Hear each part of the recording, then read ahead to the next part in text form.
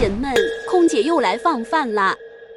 今天搭乘的是南方航空上海浦东飞往台北的航班，有快速道吗？有的。排队的人超多，还好我们可以优先进入。机型为空客330，飞行时长1小时28分钟。好，谢谢。商务舱的载客率竟然让全满，都这么有钱嘛？先拿下您，帮您介绍一下航班的好开始。，OK， 谢谢。为了避免天火造成伤害，请您照看好老人、儿童等同行人员。330的座位就是跟东航那边天人一样，但都是偏胖，但它左边这个太窄了，基本上胖一点的话你就受不了了。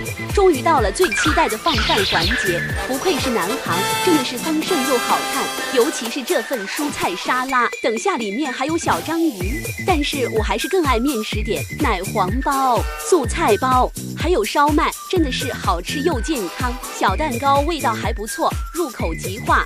这边是您的蜂茶，小心烫。谢谢。服务特别好，饭后还送毛巾，遥控器坏掉了，每次使用都要弯腰伸长手。暴风天坐飞机真的好恐怖，一直晃个不停。安全到站啦！那早点去，拜拜。拜拜，我们下期见。